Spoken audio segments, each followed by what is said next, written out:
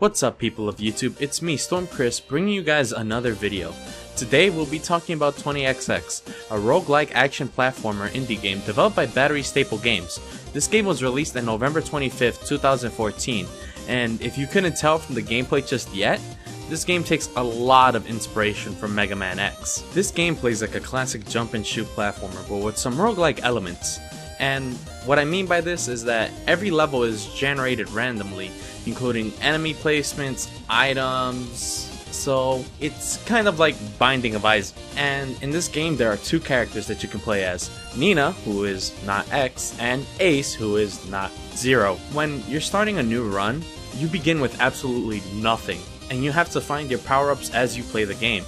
These vary in ability and usefulness, such as gaining a double jump, more damage, a different weapon, and my personal favorite, the bolt dash! At the end of every stage you fight the boss, and what I like about this game and their bosses is that the bosses are varied in their battles.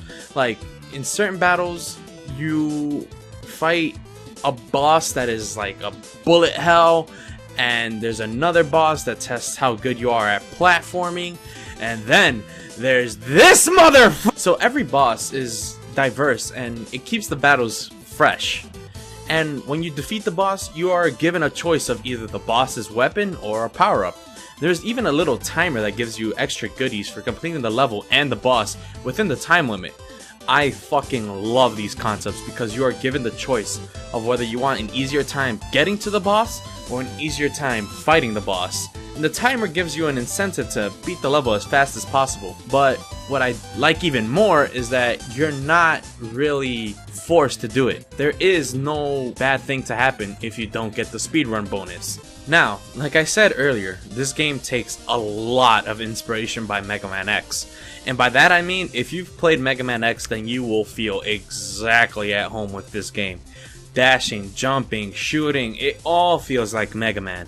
The platforming in this game is really fluid, and never really feels like the game is cheating on you, except when you're on those fire stages, because fuck these stages! The platforming isn't the only good thing when it comes to the gameplay. Though the levels are randomized, they do have some kind of rule to them. And by that, I mean they are created with a sense of level exploration in mind. And when I say that, I mean that there are many alternative pathways with goodies and secrets to find, which is always nice.